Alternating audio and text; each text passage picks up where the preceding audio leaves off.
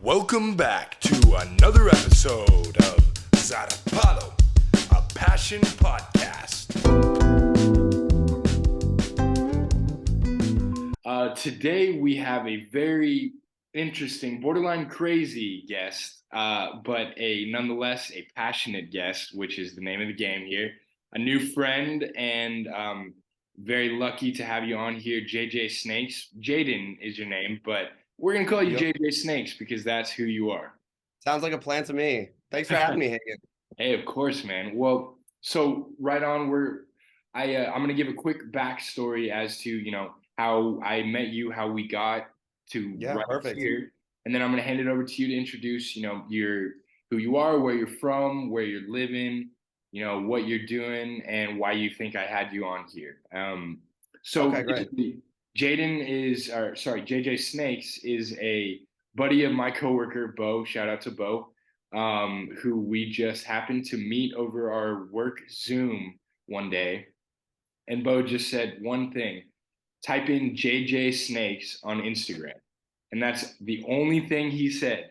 And we did. And I think used up at least, a good 30, 45 minutes of our work day looking at this kid's Instagram. So to everybody listening, hopefully at the very beginning, if we manage to get your attention this much, all you'll do is just go type in JJSnakes on Instagram because it's worth it. Yeah, So please do. yeah, please do.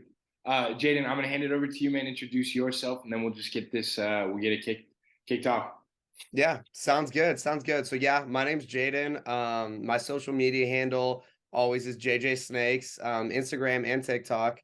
And basically, I just have a crazy passion for catching snakes, and that can be the little ones, the big ones, and everything in between. And I grew up just outside of LA, a place called Agora Hills. And ever since I was maybe like 8 years old, I really like catching snakes. And that kind of was just like more of a fun thing until I got a little older. And then once high school hit, I'm like, I want to make this as serious as I can. And then I started traveling first in the country, and then I got to go out of the country. And I'm sure we'll get into all that. But that's like that's why I think I get to be on the show all about passions, is because I will be chasing that passion for adrenaline and snakes as long as my body lets me. So I can't wait, and I can't wait to can't wait to see where it takes me. Yeah, dude. I mean that you just have this presence about the way that you speak to the snakes and speak to your audience at the same time. It's like I'm watching Steve Irwin, or Oh, Bear Grylls. best compliment right there. Truly, man. I mean, is he one of? I take it he's probably one of your idols in that Oh, sense. absolutely. Yeah, I mean, I feel like anybody who, it's a small niche, right? But I feel like anybody who is really passionate about snakes, I think it's an easy go-to having Steve Irwin be your idol. But the fact that he influenced so many people and captivated so many people in a positive way, and the animals, like, captivated them in a positive light, that's my dream. And I feel like that's a tricky thing to do with an animal that is so feared. And then also get like people excited about them at the same time. And so Absolutely, that's man. that's the goal, though. I mean, the way you introduce him, the way you talk, you give the facts, I remember there's one video of this rattler just curled up in this thing, and then it strikes the camera. And I swear to God, man, my girlfriend and I were watching that, and we almost died watching that. And I was like, imagine being the crazy person holding the camera, like Yeah. unreal. I mean, it's It adds for some exciting moments. That is the bottom line of this passion is yeah, is excitement for sure. For me, especially, and then hopefully like the viewer, like you and your girlfriend got that jolt. I mean, yeah. if you can get little bits of what I'm feeling, that's the dream. That's amazing, man. So tell us where this passion with snake hunting, catching, learning started for you. So it started like I said, I was about 8, and I think the real like hitch, the reason that made it progress so much, I went to this alternative school for 7th and 8th grade. Uh-huh. There's this school called Manzanita. It was this private school in Topanga, and basically what we did is we would just go hike and explore and learn about nature 2 days out of the 5 days of the school week, and do basically no school. And it was a really unique way to like make my passion catch fire, because I got to just like look for snakes and learn about them. And it was really cool, instead of spending my time doing, um, sometimes like pointless like English and math, which of course Yeah. I did. And then I went to a normal high school after, and normal college. I go to University of Arizona now, but it was a great way to let my passion flourish. And by the time I was 12, I caught my first rattlesnake. My mom was actually watching me do it, and she straight up almost had a heart attack, but she let me do my thing, and she let me pick it up. And how I did it, actually, I do want to say this off the bat. I Yeah. like caught it like behind the neck, right? I feel like that's what most people assume you should do. Like if you want to pick up a rattlesnake, I'm not saying you should, but Yeah. go behind the neck. That's not what you're supposed to do. And that was like, there's definitely a learning curve. That is like Yeah.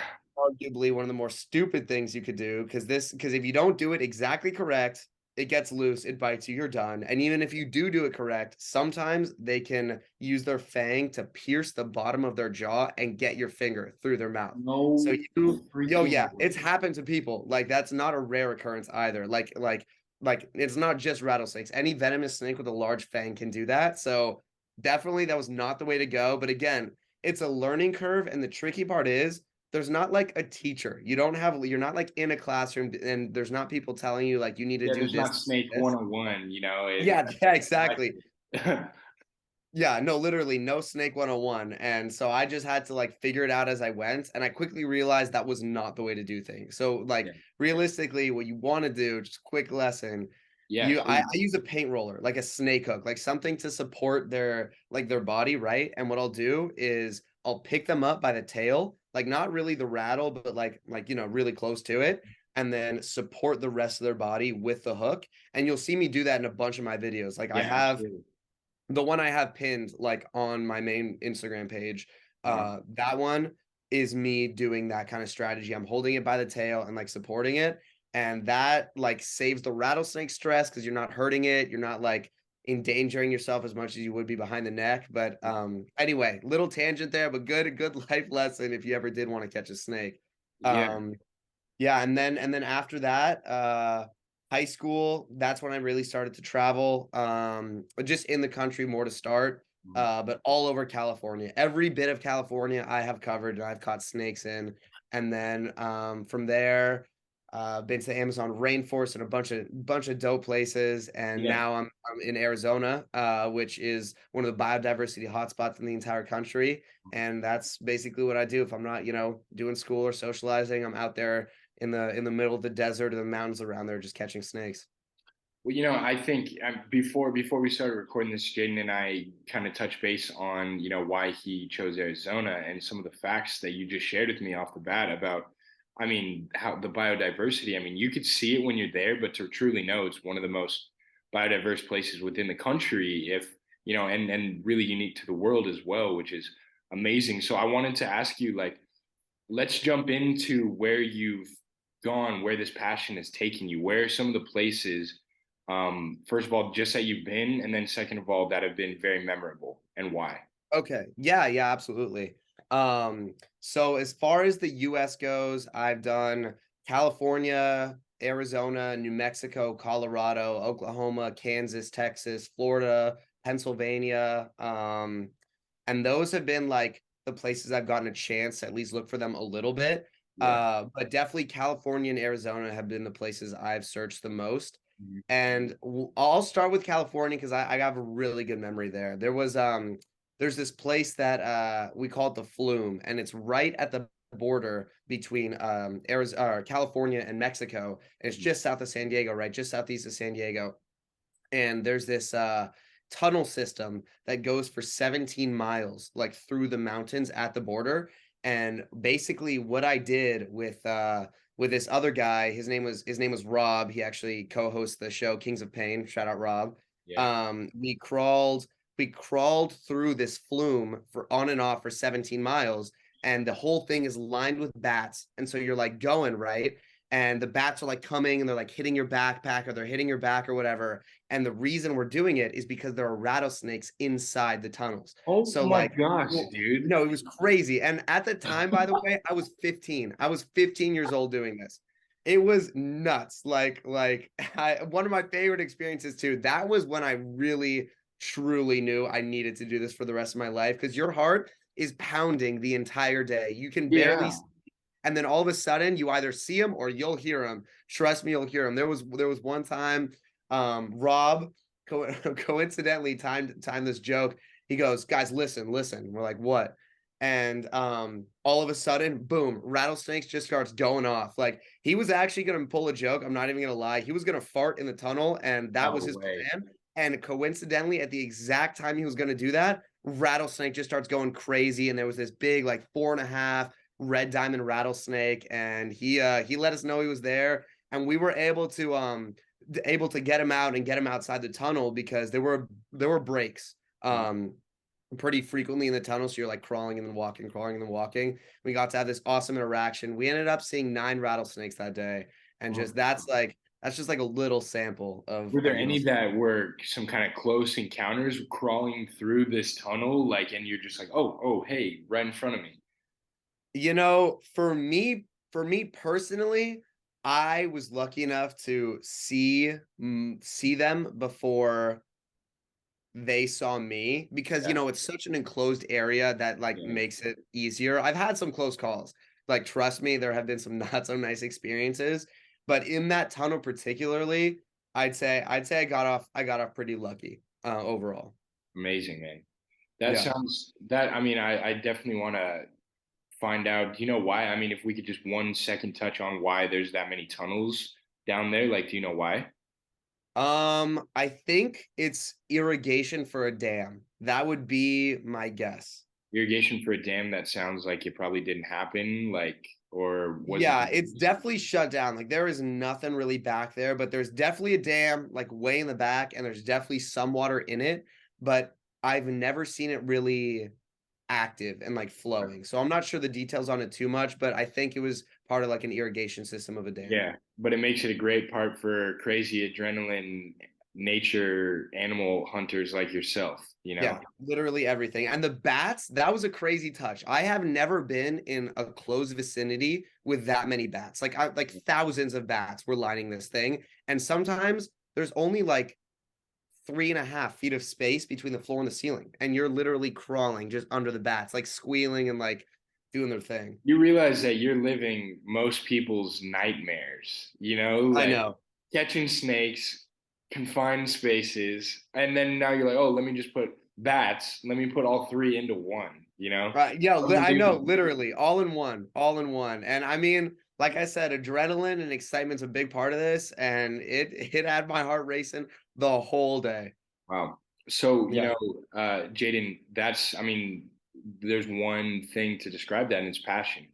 So, what is it? What is it about snakes that just makes you come alive? You know, what is it that makes this passion real? Totally. Yeah. So the beginning is hard for me to like remember and describe, but like it was like a light bulb. Like, I'm just like, oh, I like snakes. Like, I was just like, okay, this is it. And then I started interacting with them in person, right? And like that's when I really saw the potential of like snakes and my passion for them, because I feel like animal lovers in general, right?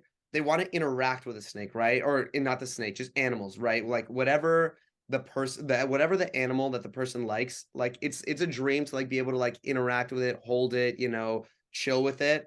And snakes, honestly, I think are the best animal on the entire planet to actually physically interact with, because Really? yeah, really. I'm very serious about that. And that might be like a hot take. Yeah. Sorry. But I mean, if you think about it, like bears, you're not gonna get near a bear, Yeah, lions, exactly. or like You're not gonna chipmunks. How use are a you gonna paint catch a roller to chipmunk? go grab a bear, grab their Yeah. little 1 inch tail and Exactly. It's just never gonna work out, right? Snakes, you can pick them up. Every single one. There isn't a single snake on this planet that I would not pick up. Like, I'm black mambas, king cobras, you name it, I will. I have a plan to pick them up. And I have snakes on my bucket list that I gotta see. And king cobras easily are on the top of that. So, and I get to like interact with them, right? Like, I get to pick them up and have this really cool one-on-one thing. yeah. And the other thing, The adrenaline, man. Like when you are in that moment, that's another thing that got me hooked, right? I'm a bit of an adrenaline junkie, like skydiving, love that, right? When I'm in that moment with the snake, you can't mess up. Like you are so present. And Yeah. I feel like people get distracted really easily in life, but there Yeah. is no room for distraction. You just are in the moment, your heart is beating, your hair's on end, and it's just you and that animal. And I get to have an interaction with my favorite, organism on earth and all the time. Absolutely incredible. And one of the things is when you watch your videos, you can not only see that you're in that moment. I mean, you could tell that like even though you're going out and you're picking these up for cameras where people might say like, "Oh, this idiot guy posting these on social media, he's gonna die." It's like, no, look at like he's not just out there, like he's in the moment, he's ready for this, which is actually something that is very impressive, you know? Thank you. All right, so you brought up a really good point on people commenting on my social media of like me, saying, "Oh, this kid, this crazy kid's gonna die," or he's, acting stupid or harassing animals, right? I I see that with relative like, frequency on my page, and Yeah, it's a bummer, right? Because I'm not necessarily doing this for other people. I've been doing this my whole life, right? yeah, And I'm not trying to do it to necessarily incite a reaction from others, although that is part of the goal, right? But yeah, I'm going to be doing it whether there's a camera there or not. Like I'm going to yeah, be interacting and having these cool experiences. And the reason that I use social media to my advantage is because I get to show others, right? And I feel like my overall presence is way more positive than it is negative, yeah, and it's sometimes just annoying to see those nagging comments because negativity always seems to stand out, right? yeah. Like people like see that Nice. negativity and they're like, oh, but look at that, but look at that. But then you see like all the views and comments and likes that are saying like, oh, this is so cool, thanks for sharing, or like the awe, like, oh, I don't know how you interact with that, but I love looking at your page. Like Yeah. that kind of stuff is what I like to highlight, but definitely there's others that like to bring out the negative. Well, and that's a great point, and I think it's really important too, especially when you make that point and then share this with your because you have a lot of followers, and a lot of people that frequent your pages and your videos, and I think it's really important for them to know that, like you said, it's like this passion that you have is it burns so much that you do it whether there's a camera or not. But in the times that you get to share it, it's just like, hey, enjoy it or don't, but know that this is the reason I'm doing it and that it's because of this love I have for him. And I think that's really important to share. Totally, totally. Yeah, that's a good point. Or a good point to bring up. But I'd also be down to share some more stories and experiences from places outside of California Please because do. yeah, Go, you go shot a for little it. sample of that cave one. Yeah. There's like two trips that I like to always highlight. Okay. One of them is a road trip through like the Southwest and kind of like Kansas and Texas and stuff. But Okay. the other one that really I feel like grabs people's attention and one that is my absolute favorite was my trip to the Amazon rainforest. Yeah. Yes. And yeah, I went down to Peru for 2 weeks, I think it was. And down there, I had some close calls and some crazy experiences, and that's a trip that I will never forget till the day I Yeah. die. Um, Let's hear about it.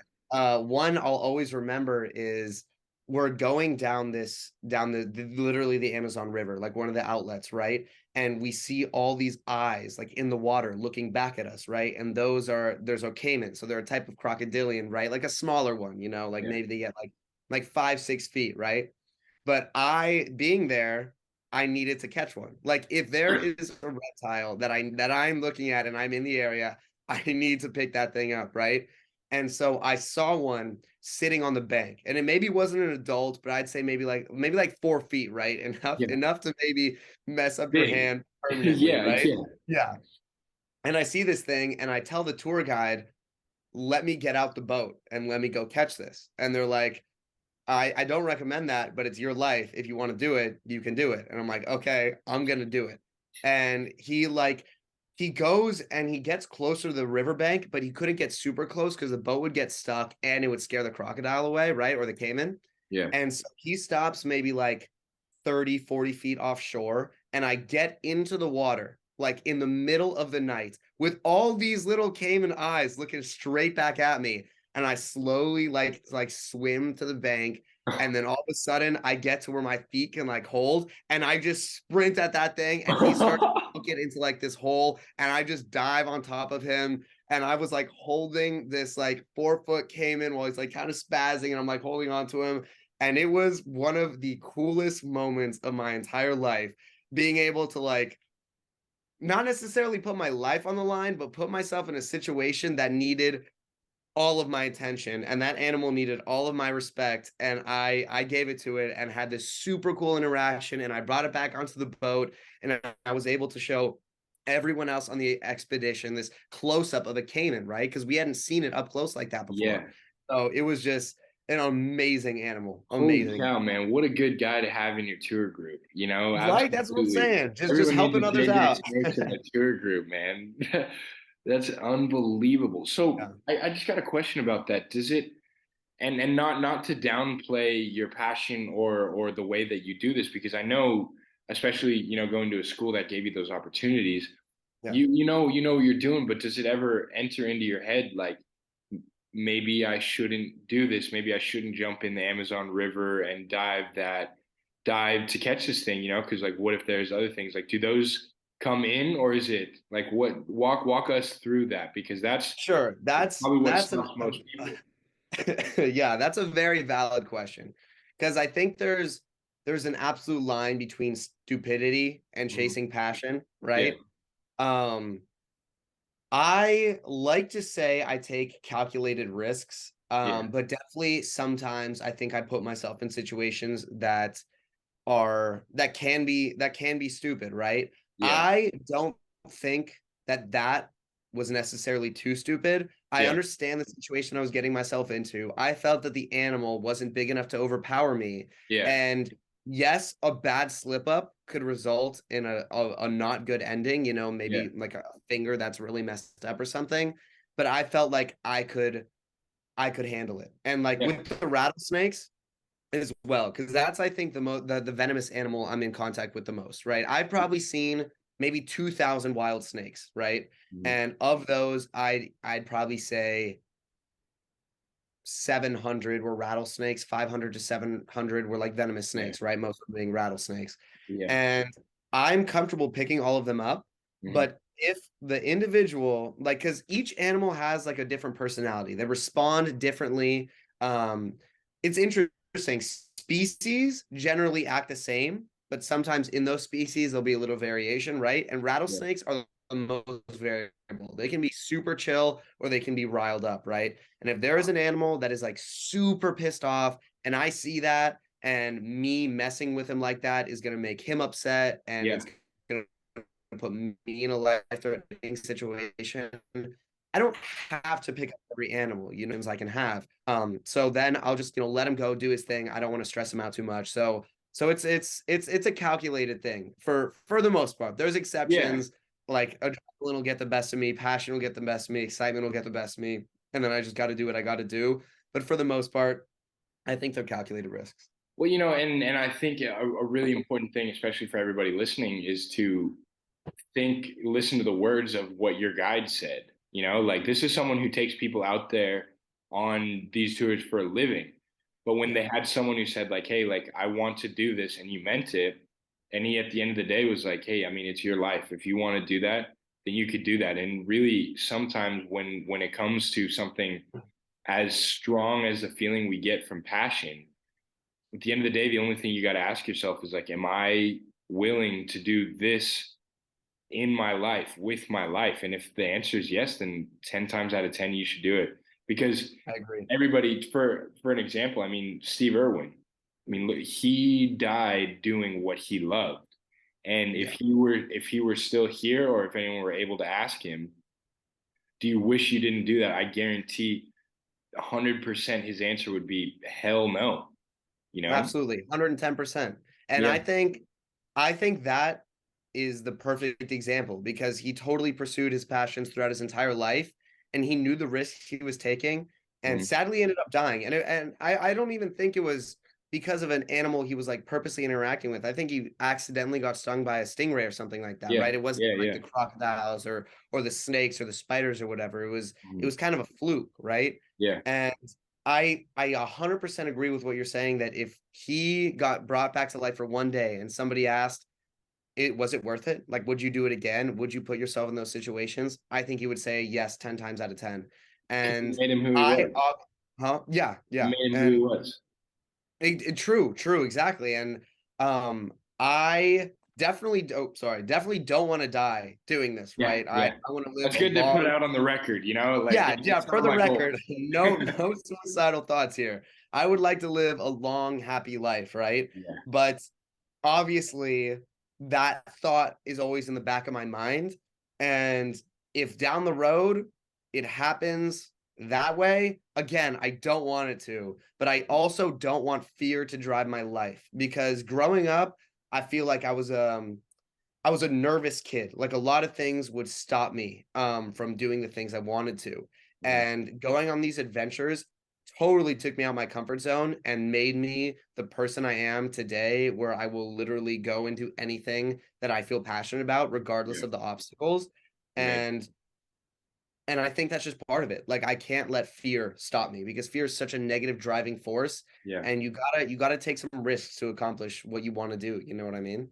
Well, and I can think of no better, and this is really important for everybody listening, that I hope you understand that there's no better force to combat fear than passion. And absolutely right there, if you find things you're passionate about, you'll find that that'll actually help you in situations where fear comes. And I mean, you said it right there. So that's just absolutely amazing. I mean, we're sharing gold with the people. Totally. Great. Literally, literally. Yeah. Yeah. So I want to make a quick transition, but not too much, because you've Sure. been sharing some amazing moments. But I briefly described to you Zarpado momentos, Yeah. and for everybody that's listening, if this is the first one, I ask, what are some moments that marked your life in a positive way? Because everybody has things that, and as JJ said, you know, there's so much negative things that stand out, but why can't we ask the things that mark your life in a overly positive, passionate way? So, JJ, if you're thinking of some moments in your life that could be defined as zarpa momentos, like what are a couple of those you might be able to share with everybody listening? Yeah, sure. So this actually really relates to my pushing past fear, Mhm. because like I said, I was a really nervous kid growing up, Yeah, and the Amazon by itself was a Zarpado. Is that how you say it? zarpado, yeah, Zarpado. Yeah, the going to the Amazon in and of itself was a Zarpado like moment. yeah, And I was always scared to fly or travel or like be on my own, in a faraway country. And I'm just like, no, I'm not gonna let that stop me. Like this opportunity is presenting itself and yeah, I'm gonna go. And I did. And I I got so much positivity out of that, yeah, because it was constantly pushing me. It wasn't just easy, like that little Cayman story. I got in a car crash while I was down there, yeah, and we were in the middle of the jungle, like out, like so far out there. Like we on a four-wheeler for like 3 hours, and then a boat for like another like 30 minutes, and then hiking for like 4 hours, and then there's like another vehicle. It's just you're in the middle you're of in the nowhere, middle. right? There's no going Yeah, back. And we were on this Peruvian vehicle called a tuk-tuk. I don't Do you know what those yeah, are? absolutely, Yeah. absolutely. Yeah, yeah. Okay. So yeah, they're like motorized like tricycle trucks, kind of. Yeah, Is yeah. that like a decent way of describing it, do you Yeah, think? I would say exactly that. It's like a tricycle truck. Yeah. Okay, perfect. Yeah. So, and I'm riding on the like in the truck bed of this thing, and we're deep in the jungle, and we're out there looking for anacondas, the largest snake on Yeah. the planet. And that's the whole reason I wanted to go down there. And there was no path. We were just driving through the jungle, and we hit a log that was covered, and I shot out the back, right? And I like the truck bed, and I Yeah. kind of lost consciousness for like 10 seconds maybe. And I like regained consciousness to me under like on the ground looking up to this tuk-tuk that was flipped over with one of the tour guides pinned under it. And I'm looking at this and there's no going back, and I'm looking around and I'm like, this is what I was scared of. I was scared of being trapped in the jungle with Yeah. nowhere to go and a tour guide that's dying, right? That was my instant thought. And I'm screwed. And then I took a second to just analyze the situation. We all go up to the tour guide, we lift the tuk-tuk, we get the tour guide out, and we're like, "Are you okay?" And she goes, "Yeah, I think so." Like she might have had like a messed up nose and like a bunch Yeah. of bruises, but she was okay. And we look around like, what do we want to do? And we're all just like, let's keep going. And so we Wow. did. We got back on that tuk-tuk and we went to a lake in the middle of nowhere and we caught a freaking anaconda. Yeah. Like that is just what to Zarpado. do. And and that like in and of itself was a Zarpado moment. Like that Yeah. was passion, that was real, that was fear, that was adrenaline, that was happiness Yeah. because there was so much negativity at first that was beaten and overcome with an overwhelming amount of positivity and just excitement. And those moments are what keep me going. Absolutely That is what incredible. I chase every single time I go out to the middle of nowhere to look for snakes. Even in the US, where I've seen like so many of the species and like finding new things is really difficult for me at this point. That's Yeah. always the feeling I'm chasing. Like Yeah. that right there. Well, and I think that could be no better way to describe it. And actually, they have the saying, "Get back on that horse," but I think we just Yeah. created the new one today. Get back on that tuk tuk. Yes, get back on that tuk-tuk. That's so good. I'm gonna use that. I'm gonna Yeah, use that man. after this podcast. Absolutely. I mean, you're the one who shared that story, so you're the one who invented it. So it's all yours. I guess That's so, man. amazing. That's Yeah, but amazing. that one is definitely, I'd say, one of the highlights. And Yeah. there's more that are maybe less life-threatening from the Yeah. Amazon rainforest, but that one, sorry, that one's I think the one that shines over the rest of them. Yeah. Well, I mean, let's see. I mean, do you have another example of a Zarpado memento? It doesn't have to be as crazy, but something that if you think back in this life you've lived, knock on wood, lucky enough to be still safe, but you think back and that marked you in a positive way. What can you share? Yeah, absolutely. I think there's two more I'd love to share for sure. Okay. The other one also from the Amazon and more brief. Um, One of the animals I wanted to see the most was a rainbow boa. And there are these, bright, colorful snakes. They're orange. They have these kind of jaguar spots on them and they get big, like 6, 7 feet, right? And for some reason, that was just an animal I wanted to see more than anything else, besides the anaconda. And we're deep on a hike, maybe like 3, 4 hours, middle of the night, probably say like midnight, 1 a.m.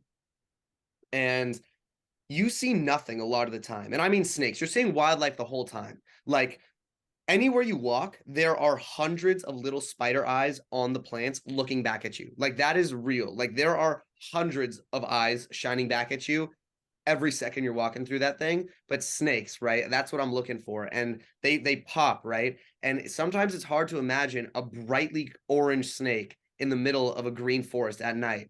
And all of a sudden I just round the corner and sitting at my feet, stretched out under a bush, was this 6 foot rainbow boa. And that was maybe one of the happiest moments of my life. Like it wasn't necessarily like life threatening, but it Yeah. was like a goal that I had wanted for so much. And then all of a sudden, the hours and the effort and the travel just presented it at my feet. You know And what? yeah, That is absolutely. I'm sorry to cut you off right there, but I just felt that I needed to share and point out that people are so afraid to put out into the world what they want, for fear of it not happening. But right there, you went to South America. You wanted to see that, and you went out and you did the work, and it came and found you and said, "Hey, I'm just gonna lay it right here." Did you pick it up? literally. Huh? Did you pick it up? Oh yeah. Oh yeah. Why Oh not? You yeah. have, of Of course. course Yeah. I did. I picked that thing up. I was jumping around like, I don't know, a 5-year-old on a sugar high. Yeah. Like I was just living my life to the fullest. I have, if you go on my Instagram, big recommendation. I have some videos where I react to like snakes that I find, and it's like a raw reaction where somebody happens to be filming it. And I think I have the best ones out of anybody in the world. Like I Yeah. found a mountain king snake and I literally lost my voice. I yelled so much. I literally was taking off my clothes. I took out my shirt. I threw it. I was jumping up and down. I fell to the ground. Like that is it. Like that's why I do it, for that exact feeling. And that rainbow boa, I picked that thing up. I started jumping up and down, and that was before I started filming any videos. So I don't Yeah. really have videos of it, but just like It's lodged in the memory bank. Well, Um, and before we get into your last Zarpado memento that you want to share, I just want to let you know too, when we post this is going to come out not next Friday, but the Friday after. Um, Send me these videos that you feel your reactions really showcase your passion, and I'll post them along with them so that people can oh, that's see great. these Yes, I along would with love them. to. Yeah, That'd be great. that's So a great idea, actually. back Um, back to you, man. yeah, well, on to the last one. So I mentioned this road trip I did, right? And we did California, Arizona, New Mexico, up to Colorado, Kansas, Oklahoma, Texas, and then all the way back. It was 2 weeks as well. Kansas was the biggest, best surprise maybe I've ever had in my entire life. I Really? had no idea, but Kansas probably has the highest snake densities out of any place in North America, like maybe all of the Americas. It was crazy. I want you to guess for me right now. What do you think is the most amount of snakes I've ever seen by a day or in a day? This happened in Kansas. Like my 30. second best was in California. What do you think Kansas was? 30. California, my record was 36 or 38. Okay. In Kansas, I found 118 snakes in a Oh single day. shit. I didn't even know what to do with myself. And the moment that like shines more than any, there were these like rock walls, right? In the ground, kind of like built into an abandoned house, like just Of kind of in the middle of nowhere, Kansas. There's not course. too much going on in Yeah. Kansas, besides, the big cities, right? And And we just kind of get out there. densely populated snakes. That's Just an example. literally densely populated snakes in farmland, right? And we're here and we found this place is driving, and all of a sudden we start flipping the tops of these rocks, and there was maybe like 50 snakes just spilling out of the rocks. And I didn't even know how to handle it. Like we're removing the rocks and they're just falling onto my lap. So I'm just like trying to like gather these snakes onto my body while they're like just wriggling around, like escaping. And we literally didn't have enough hands to catch all the snakes. And that was the first time in my life that there were too many snakes for the hands. And that was just a Unbelievable. ridiculous moment. Like literally in 30 snakes we found, or in 30 seconds, we found maybe 50 snakes. And that just is drilled into my brain as well. That's a hard sentence. 30 seconds to 50 snake. That's a tongue Yeah, twister kind of a right tongue there. twister. Yeah. Yeah. Wow, man. So would you say it kind of, because whenever I think of like a densely populated like collection of snakes, I think of those scenes from Indiana Jones. Would you say it was, similar to that, where there's this, I maybe think not with that that's many, but with that like in out in one spot? I think that's a perfect comparison. If you can Oh, imagine Indiana Jones, but in a much like smaller area, like imagine it in like a 10-foot long, maybe 3-foot tall rock pile, and then just Indiana Jones. and And then that would in your probably lap. be, huh? And then in your lap. And then just spilling into my lap. But Um, obviously, I'm having the opposite reaction. Instead of like sprinting the opposite direction, thinking I'm gonna die, I'm yeah, like having the time of my life, just like trying to reel them all in. Yeah, exactly. unbelievable, man. It's beautiful because you could just see throughout this interview, I've already mentioned it once, but I'm going to say it again, especially with that story, that you were just describing most of the world's nightmares, and you could Yeah, not have a bigger smile on your face. And that is just a true testament to what you do right there, my friend. That's amazing. totally. I really appreciate that. Yeah. And I do want to say, because when we talked earlier, you mentioned that I am normal because I do have fears. Yeah. Like spiders, just for everybody listening, I'm scared of spiders. Like overcoming that in the Amazon was a serious thing. Like I don't mess with spiders. Spiders don't mess with me. I literally saw the largest spider in the world, Goliath bird eating tarantula. Like I don't know, it was like this big. Like I don't know how to describe that. Maybe a foot long, 13 inches long, but it's a Like a Subway spider. sandwich, I guess. Subway Subway sandwich, but flavor. in a circle. It's a Yeah. Subway sandwich, but in a plate. And that I have fears. I promise. It's just the snakes that I Yeah, go yeah, he's normal. above and beyond. He's normal. That's amazing. And I think actually that'd be a good segue. I wanted to ask you, what is next in this? First of all, I want to ask what is next for your life. And then I want to ask, in your wildest dreams, what would you love to do with this passion? Absolutely. So next in my immediate life, I am going to Australia. July 27th, I booked my flight. I will be living in Sydney, Australia for 5 months. And I'm going to because I'm a senior in college and I'm going to do the first semester there. And I'm going to take classes, but above all, I'm going to explore and try and go on as many adventures as I can. I'll go skydiving down there. I'll try and find pythons. And basically every venomous snake that exists in Australia. Um, and I'm just so excited. Like that was my bucket list destination. That in the Amazon rainforest since I was really little, and I got the Amazon out of the way. So now I'm checking Australia off the list, and I couldn't be more excited. And the perfect part is my semester is going to end in like early November, and my lease and my apartment's all the way through January. So I'll have 2 full months to have no school and pure travels, and I'm going to And try and make the most of that. one thing too, remember you're on the southern hemisphere, so that's summer. You're going to be Yeah, in Australian summer. exactly. It's Nothing to perfect. do but go out and chase those passions, man. Find Chase those. those passions. Maybe get a little surfing in. It's gonna be Yeah, good. It's gonna be good. amazing. Yeah, and yeah, it's perfect because their best snake season is literally okay. From what I know, I haven't lived in Australia, but from the little bit of research I've done, September is when it starts and it gets good, and then all the way through December, and that's when I'm gonna be there. So that sounds perfect. Amazing, man. I can I'm stoked that, we get to connect now and I get to hear about how this journey goes, and Yeah, see. I'm excited to share with you, Hagen, how it goes. I really am. I'll keep you updated. I'll keep you updated.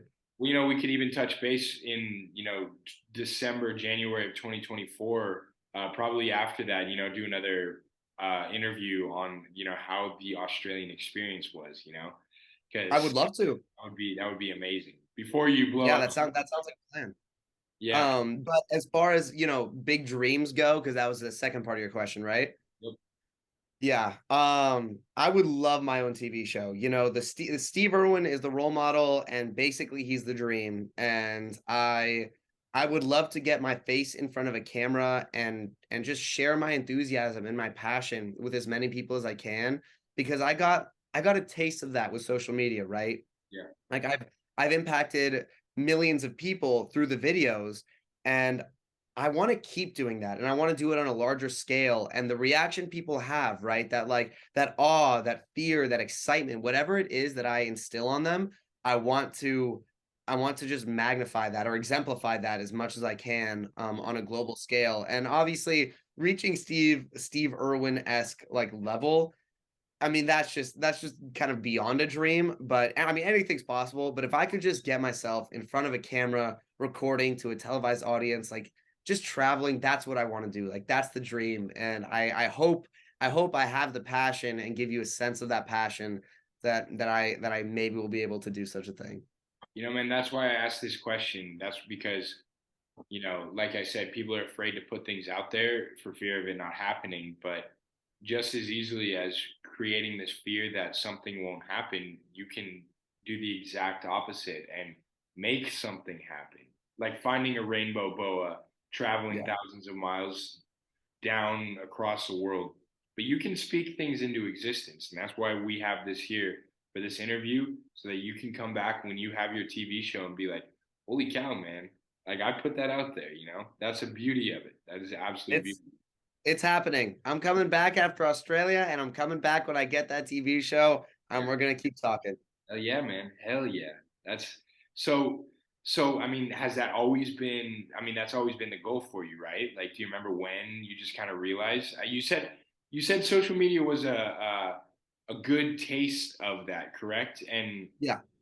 so I got to follow the question that, but let's first do the first one. Like, has that always just been something, or is that kind of a more recent kind of find? The TV show. Yeah, yeah, That's always been kind of like the dream, but not necessarily attainable. Like as in like, oh, that'd be so cool. Like, oh wow, Steve Irwin, he's awesome. I would love to do what he does, right?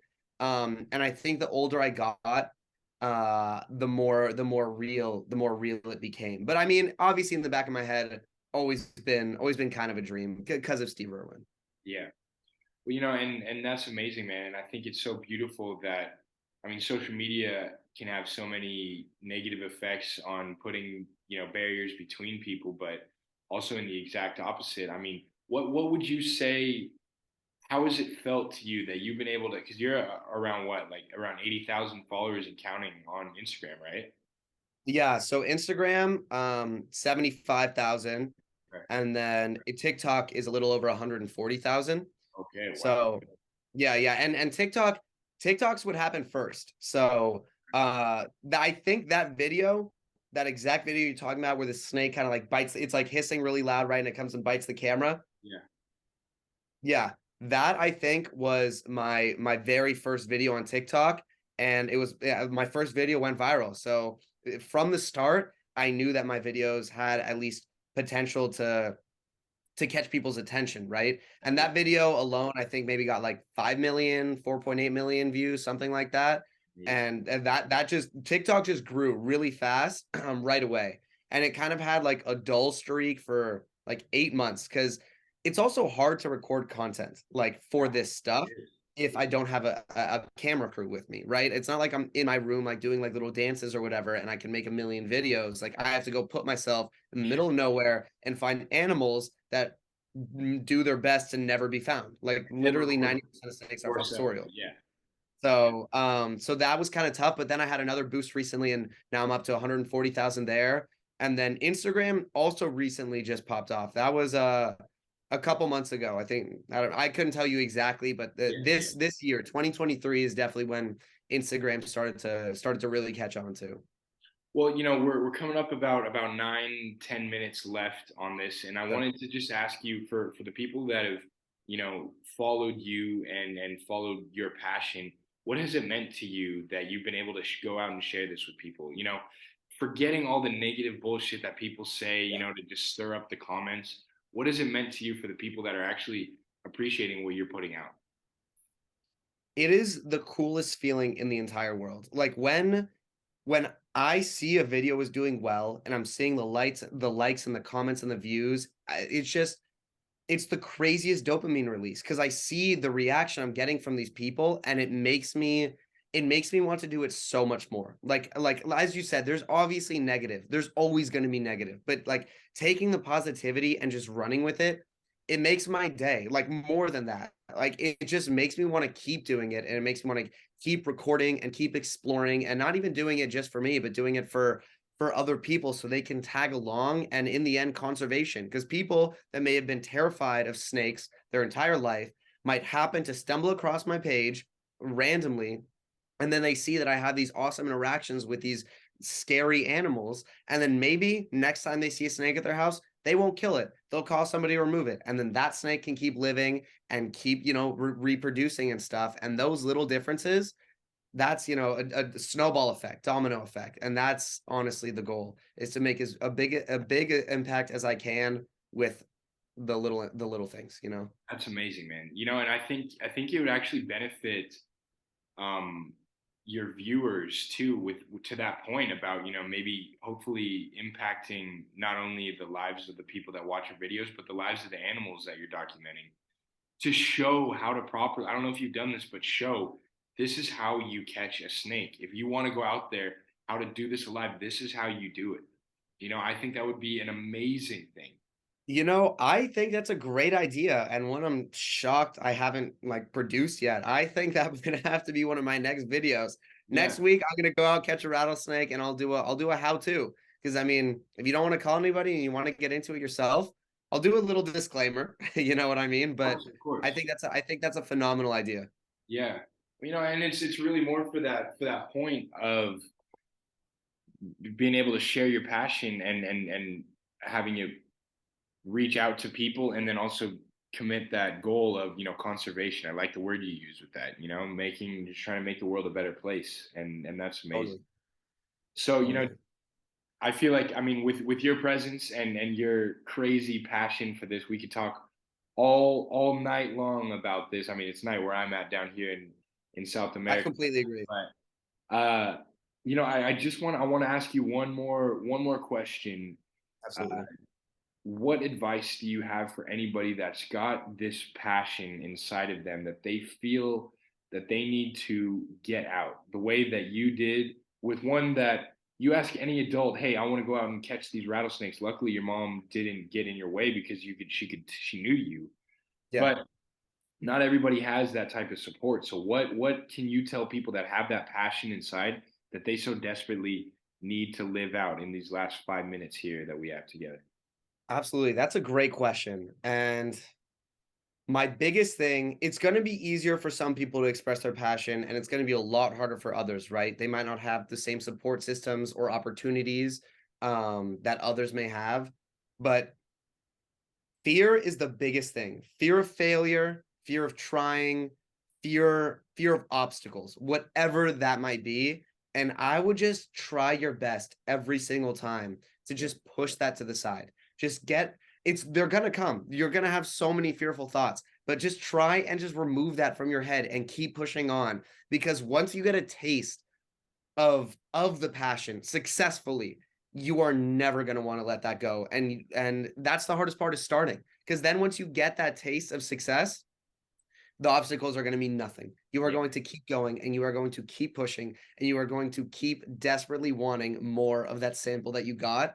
And I could not recommend to keep pursuing that. Like, literally follow your dreams. Like, I'm going to try and follow mine, and I think everybody should. And it's so cliche, but it's so true. And that's I think that's the biggest message I think of this entire podcast, is just literally follow your passions. I think you have a great podcast going here, and I think you really got to keep it up.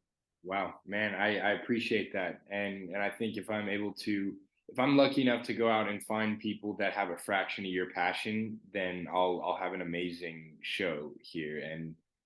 And yeah, so Jaden, I just want to say thank you again, man. I mean, as I mentioned, we could do this, we could talk all night, and I'm stoked to come uh keep in touch with you because to hear about how Absolutely. this goes, I'm glad I have a friend now who lives as crazy as you do.